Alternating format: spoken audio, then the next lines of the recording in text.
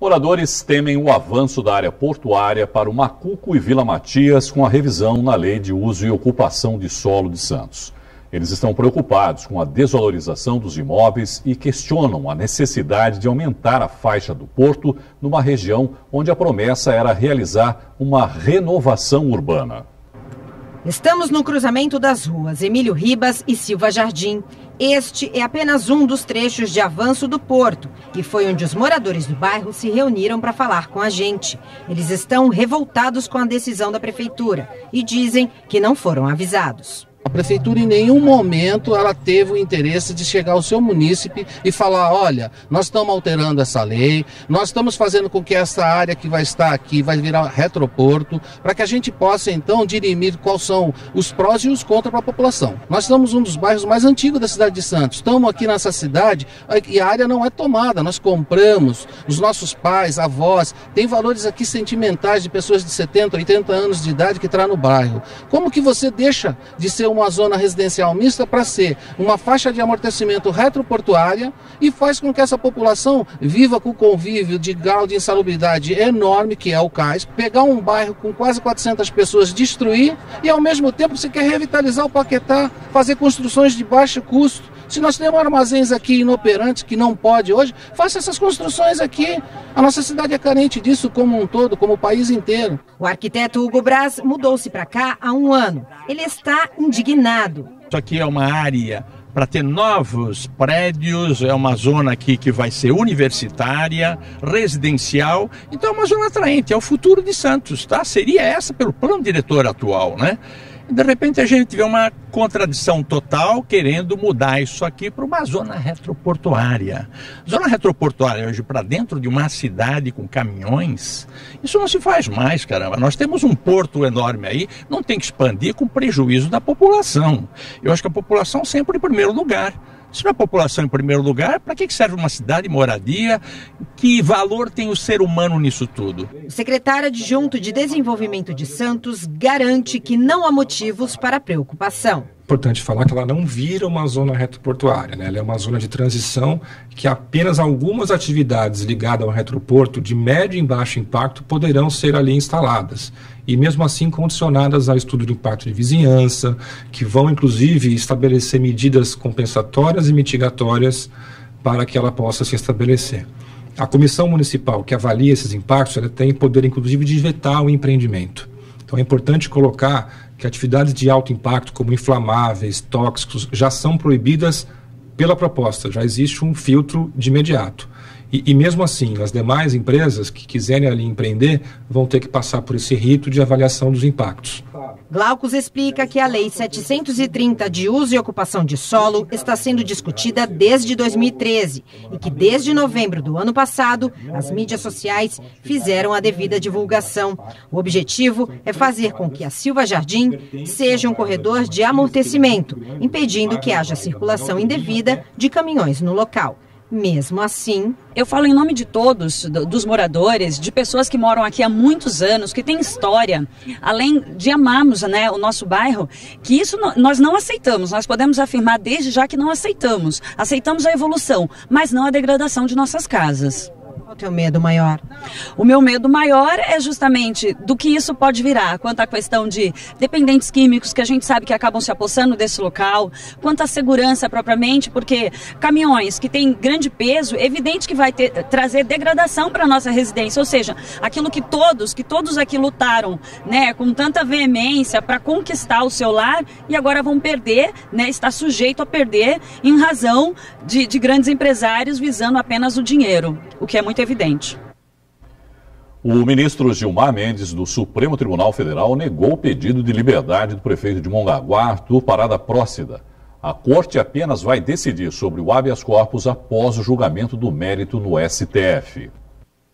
O prefeito de Mongaguá foi preso preventivamente no dia 9 de abril pelos crimes de lavagem de dinheiro e corrupção passiva. Na casa de Arthur Parada Prócida, do PSDB, a Polícia Federal flagrou 5.300.000 durante busca e apreensão da Operação Prato Feito.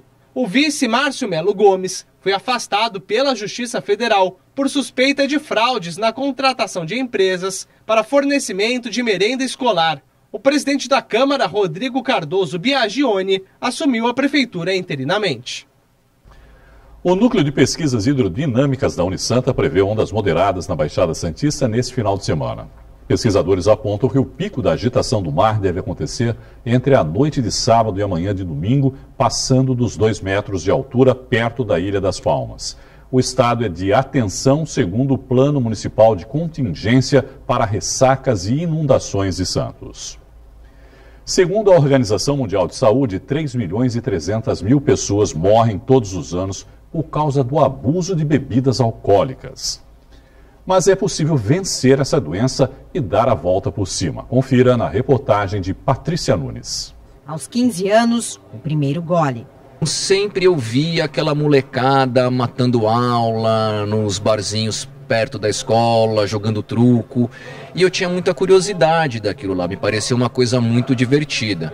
E aí, com 15, 16 anos de idade, eu consegui, matar aula, sem me prejudicar nas matérias, mas ia beber nesses barzinhos, jogando baralho. Dia a dia, a vontade de beber aumentava. E o que havia começado por farra com os amigos tornou-se um vício. Foram 10 anos até que um acidente de carro fez tudo mudar. Eu fiz uma promessa solene de que jamais beberia enquanto eu estivesse dirigindo. Obviamente eu descumpri essa promessa. Obviamente eu bebi muito. Bati esse carro. Também não era a primeira vez que isso acontecia. Com a diferença que dessa vez eu bati num outro automóvel que estava parado. Esse automóvel ele foi para cima da calçada e ele só foi uma batida violenta, ele só foi parar quando ele se chocou contra um muro de concreto. E tinha pessoas passando tanto perto da parte traseira quanto da parte dianteira desse carro que foi de lado em direção ao muro. Se tivesse alguém nesse espaço em que o carro se chocou contra um muro de concreto, certamente essa pessoa teria sido esmagada, teria matado alguém. Paulo retomou a vida, conseguiu se formar como advogado, virou palestrante, já escreveu o segundo livro e desenvolveu o aplicativo Eu Me Importo.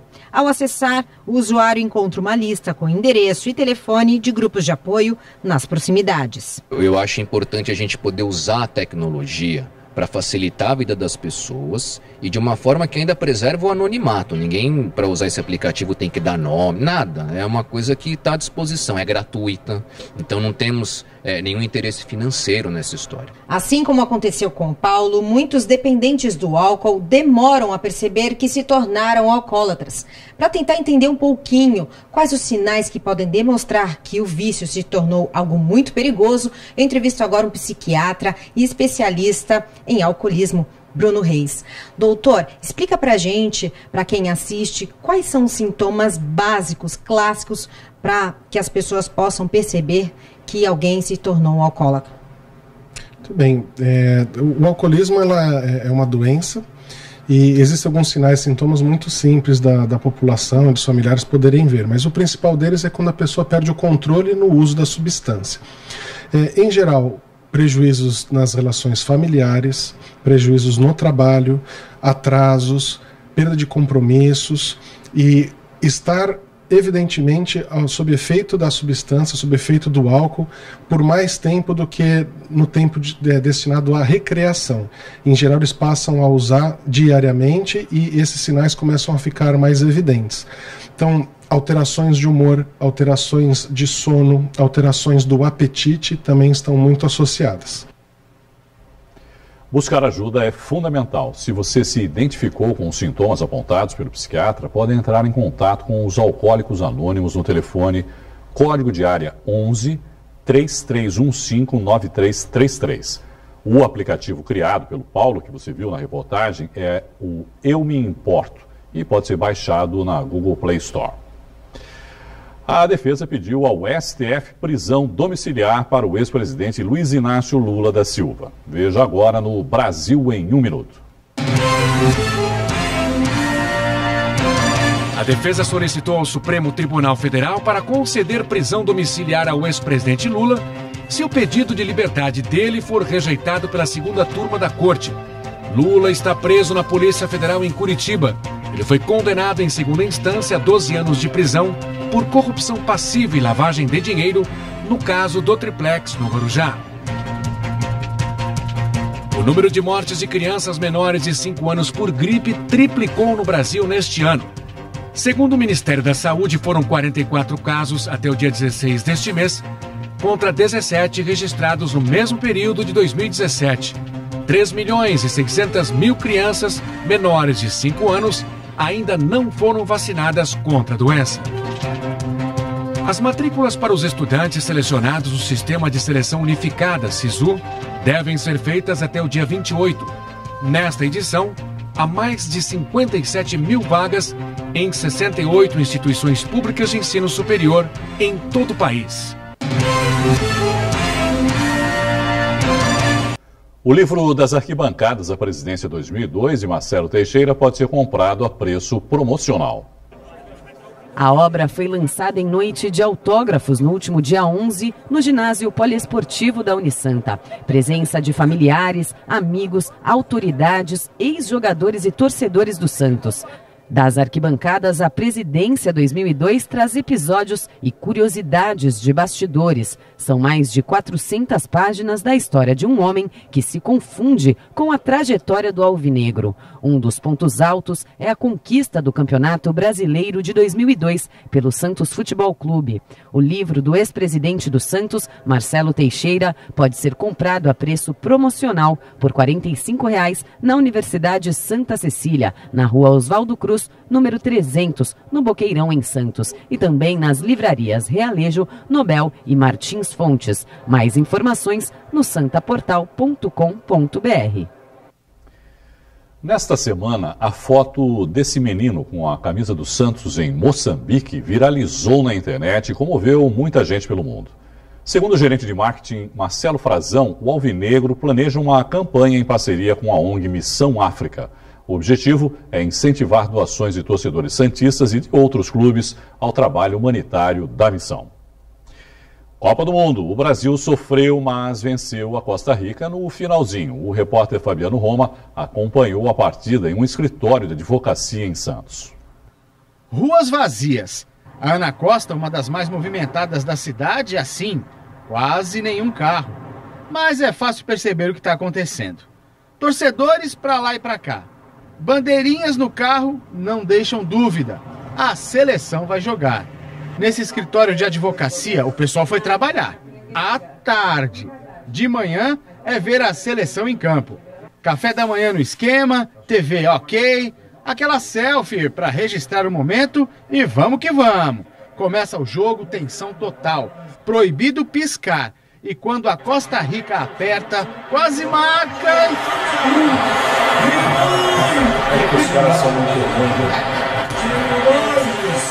E nada do gol brasileiro sair. Ficava só no quase. Não é possível.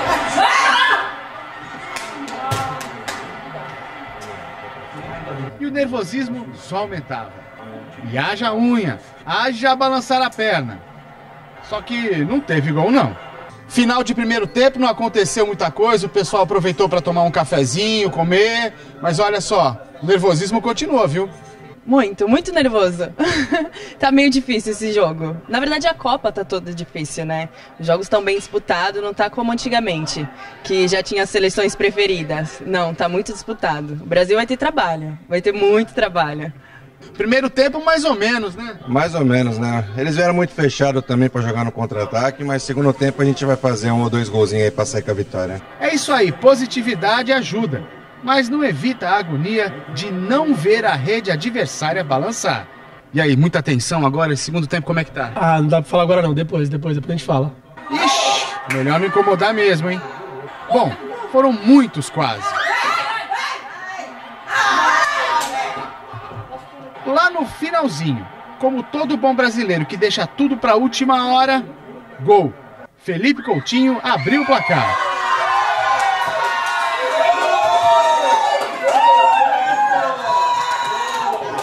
E logo depois veio o segundo, com ele, Neymar, para confirmar a vitória.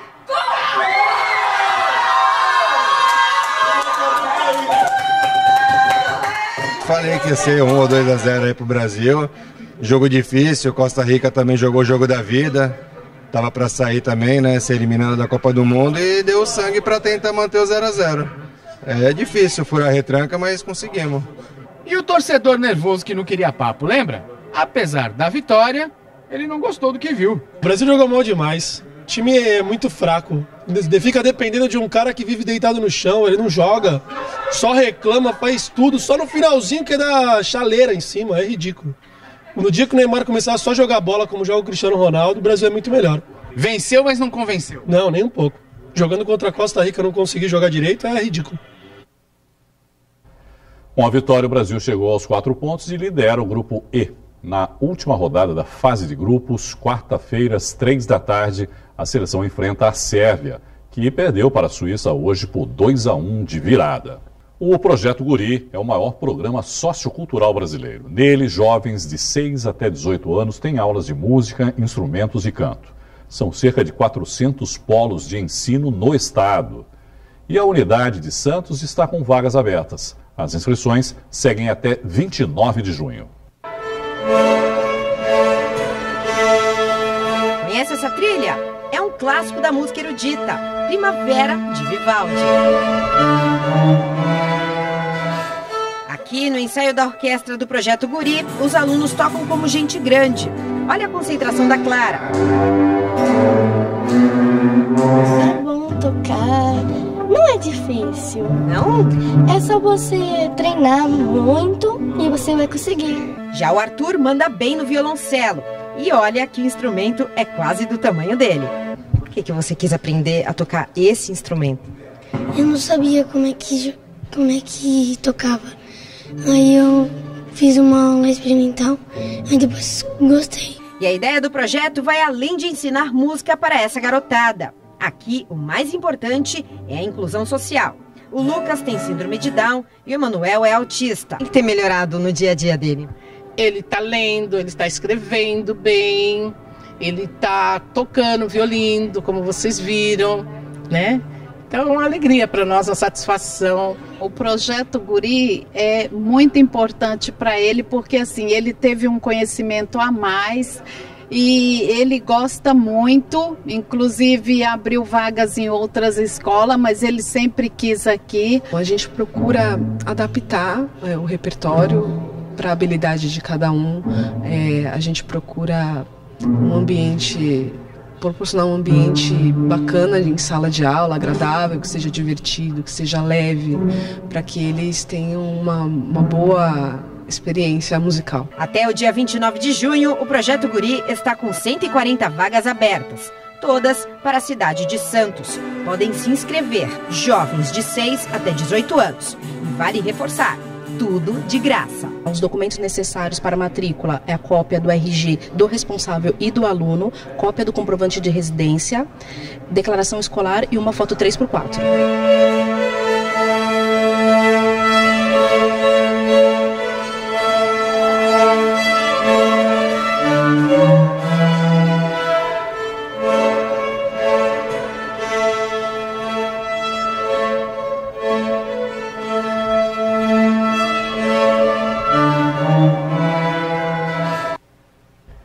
Em Santos, o Projeto Guri funciona na Cadeia Velha. O endereço é Praça dos Andradas, sem número, no centro. A edição de hoje termina aqui. No Santa Portal você encontra mais notícias de Santos e região. Uma boa noite, um ótimo final de semana e até segunda-feira. Tchau.